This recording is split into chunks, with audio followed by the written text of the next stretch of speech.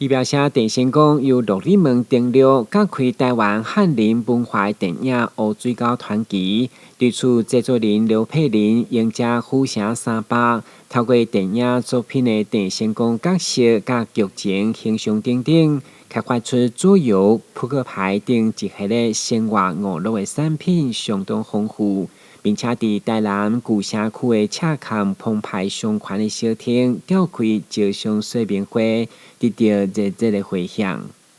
也很感佩佩玲愿意把这种影像文化跟商圈跟我们的店家做串联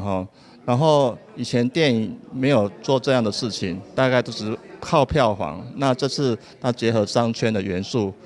也让我们这个地方可以振兴。如何透过呢 ESG 的资源去对接到民间的企业，尤其特别是支持这个影视音文化内容业者呢，可以去促进到这个公共的社会利益的部分呢，也是就是振兴，包含就是当地的一个文化的发展。所以其实我们现在就是在运用这一块，希望说更多的企业它能够呢，在从事 ESG 的时候，同时帮助我们文化内容影视音业者。为了让各界知影如何透过影片的力量建立品牌，相关的投资以及政府补助资源，会中包括商圈创业家、专美戏院、电线工组别、导游协会等单位拢支持参与。徛伫电影的立场，就希望行销商圈带动电影创新。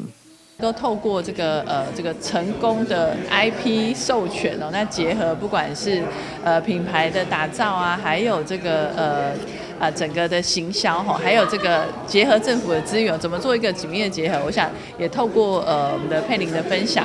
还有这个赤坎澎湃商圈今天这个讲座，期待说相信大家都会收获满满哦。伫台南第一摆将影像文化、电影商圈甲产品形象结合的行动，使人相当的期待，嘛希望行动会当落实来振兴各行各业。